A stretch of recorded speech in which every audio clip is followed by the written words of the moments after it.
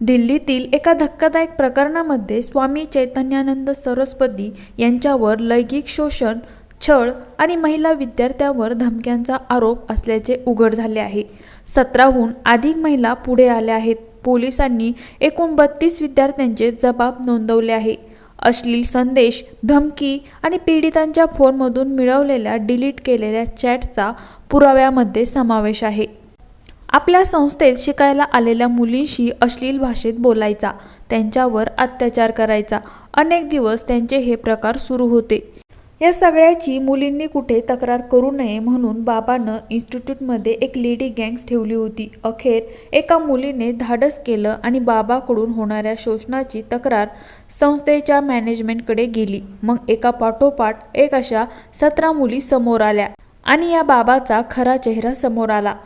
हा स्वामी चैतन्यानंद उर्फ पार्थसारथी कोण आहे, तर या 17 मुलींसोबत त्यानं काय केलं आणि हा सगळा प्रकार कसा उघड आला हे सगळं बघूया या व्हिडिओमधून. नमस्कार, मी आरती. तुम्ही बघताय विषय चौकातला.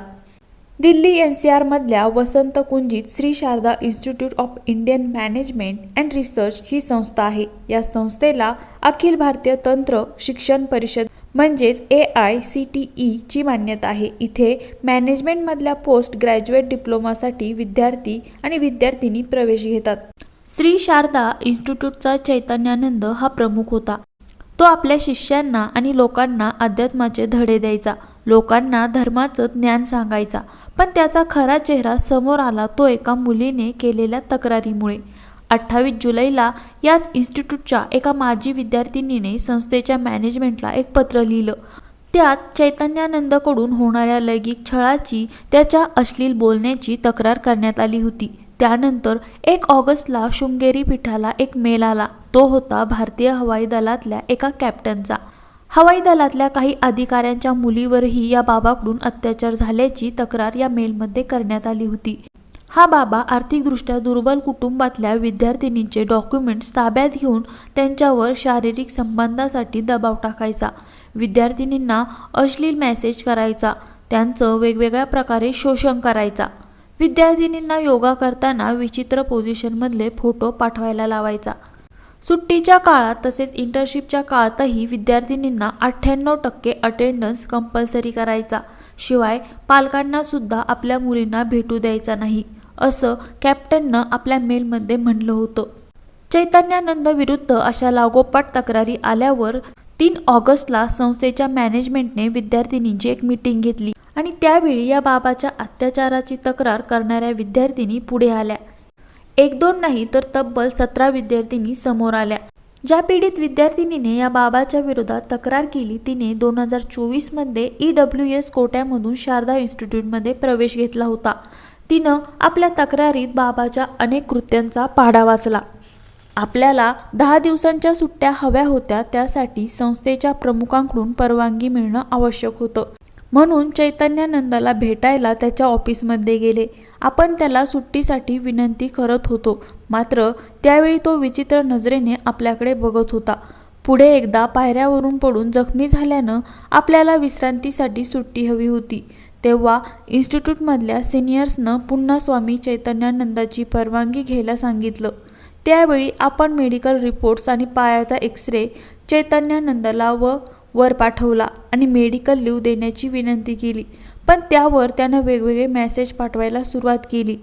Baby, I love you, I adore you, you look beautiful today असे मेसेज त्याने पाठवले. संस्थेचा संचालकच असे मेसेज करत असताना आपल्याला धक्का बसला. त्या मेसेजला रिप्लाय द्यायचा नाही असं ठरवलं. आपण मेसेजला रिप्लाय न दिल्याने चैतन्यानंदनी आधीच्या आय लव्ह यूच्या मेसेजला टॅग करून मी तुझ्यावर प्रेम करतो असा पुन्हा मेसेज केला. या मेसेजलाही आपण कोणताच रिप्लाय दिला नाही. तेव्हा मात्र चैतन्यानंदाने आपल्याला नोटीस पाठवली. त्यात मार्क्स आणि अटेंडन्स कमी करण्याची धमकी दिली. त्यामुळे घाबरून हा प्रकार इन्स्टिट्यूटमधल्या काही शिक्षकांना सांगितला. तेव्हा त्यांनी आपल्याला चैतन्यानंद सांगतात त्याप्रमाणे वाग असं सांगितलं. त्यांचं ऐकलं नाही तर याचे परिणाम वाईट होतील अशी ही धमकी दिली, असं या विद्यार्थिनीने तक्रारीत म्हटलंय. या पीडितेनंतर अनेक विद्यार्थिनींनी सुद्धा या बाबाच्या कारनाम्याबाबत मॅनेजमेंटकडे तक्रारी केल्या होत्या. या पीडितेनंतर अनेक विद्यार्थिनींनी सुद्धा या बाबाच्या कारनाम्याबद्दल मॅनेजमेंटकडे तक्रारी केल्या। त्यातून अनेक गंभीर गोष्टी समोर आल्या। मार्च 2025 मध्ये चैतन्यानंदने मुलीवर ऋषिकेशमधल्या इंडस्ट्रियल व्हिजिटसाठी येण्याचा दबाव आणला। या ट्रिपच्या वेळी रात्री त्यांना अनेक मुलींना baby sweet heart, come to my room, baby I love you असे मेसेज केले।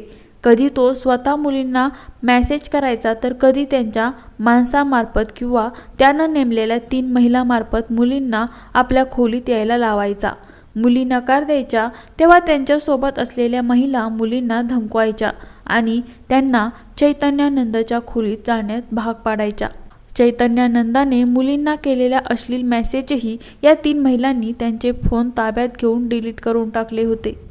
पुढे या बाबाचे कारनामे आणखीच वाढत गेले। होळीच्या दिवशी इन्स्टिट्यूटच्या असोसिएट डीनने हॉस्टेलमध्ये येऊन मुलींना सांगितलं की होळीसाठी चैतन्यानंद स्वामी येत आहेत, पण एकही मुलगी त्यांना रंग लावणार नाही।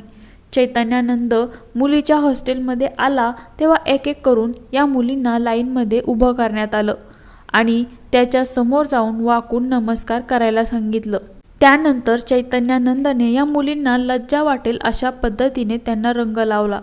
होळीनंतर त्याने एका मुलीला आपल्या ऑफिसमध्ये बोलावलं आणि तिला बेबी बेबी म्हणत तिच्या शरीराला स्पर्श केला, तिच्यावर अत्याचार केला। त्यानंतर ही मुलगी आपल्याला घाबरली आहे असं त्याच्या लक्षात आलं तेव्हा त्यानं तिच्या भीतीचा फायदा घेतला। तिला अनेकदा मध्यरात्री आपल्या खोलीत बोलावलं। एकदा त्या मुलीनं खोलीत येण्यास नकार दिला तेव्हा चैतन्यानंदने तिला तिच्या भावाचं अपहरण करण्याची धमकी दिली।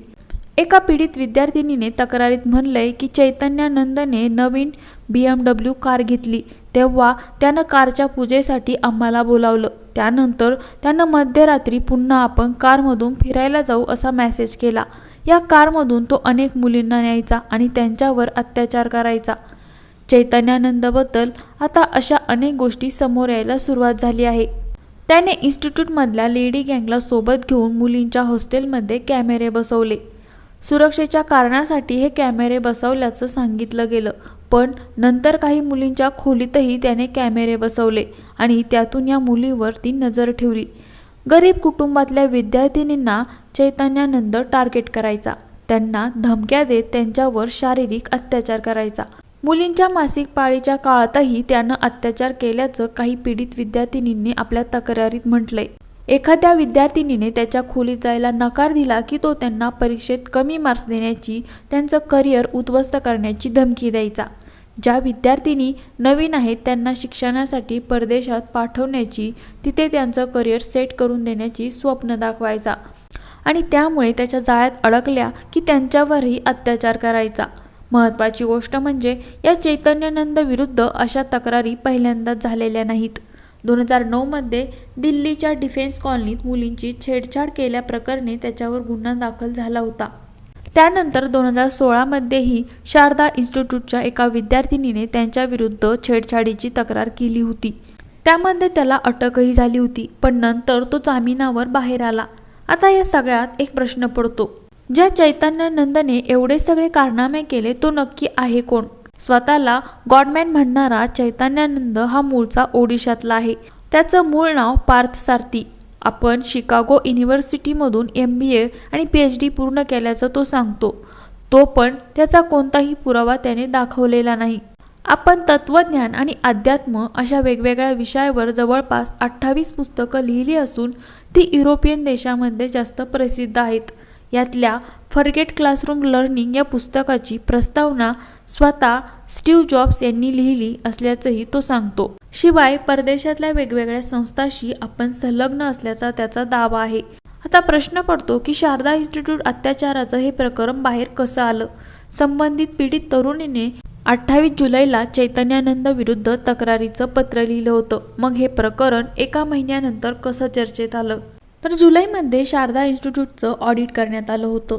त्यामध्ये इन्स्टिट्यूटच्या आर्थिक व्यवहारामध्ये घोळ असल्याचं उघडकीस आलं। त्यासाठी बरीच खोटी कागदपत्र तयार करण्यात आल्याचं आढळलं। या सगळ्या गोष्टीमागे चैतन्यानंद असल्याचं समोर आलं। ऑडिटरने चैतन्यानंदाने केलेल्या या फसवणुकीचे सगळे पुरावे गोळा केले आणि 23 जुलैला त्याच्या विरुद्ध फसवणुकीचा गुन्हा दाखल केला। हा गुन्हा दाखल झाला आणि तेव्हापासून चैतन्यानंद गायब झाला. त्यानं वकिलामार्फत अटकपूर्व जामिनासाठी अर्जही केला, पण कोर्टात 300 पानांचे पुरावे सादर झाल्यावर त्याच्या वकिलानेच हा जामीन अर्ज मागे घेतला. मग ही गोष्ट इन्स्टिट्यूटमधल्या विद्यार्थ्यांपर्यंत पोहोचताच एका पीडित मुलीने धाडस केलं आणि संस्थेच्या मॅनेजमेंटला पत्र लिहिलं. त्यातून चैतन्यानंदचा असली चेहरा समोर आला आणि 5 ऑगस्टला श्री शृंगेरी पीठाचे CEO P.A. मुरली यांच्या तक्रारीवरून चैतन्यानंद विरुद्ध पोलिसात फसवणूक, विनयभंग आणि लैंगिक छळाचा गुन्हा दाखल करण्यात आला. त्यानंतर 9 ऑगस्टला संस्थेने एक निवेदन प्रसिद्ध करून चैतन्यानंदला शारदा युनिव्हर्सिटीच्या संचालक आणि व्यवस्थापन समितीच्या सदस्यपदावरून काढून टाकल्याची माहिती दिली. हा चैतन्यानंद पोलिसांमध्ये FIR दाखल झाल्यापासून फरार आहे. त्याच्या गाडीवर युनायटेड नेशन्सची नंबर प्लेट असल्याचं पोलिसांना आढळलं. त्याचे परदेशात संपर्क असण्याची शक्यता लक्षात घेता तो देशाबाहेर जाऊ शकतो हे गृहीत धरून सगळ्या विमानतळावर लुकआउट नोटीस जाहीर करण्यात आली आहे. तर या सगळ्याबद्दल तुमचं काय मत आहे हे कमेंटमध्ये नक्की कळवा आणि आपल्या विषय चौकातला या चॅनलला नक्की सबस्क्राईब करा.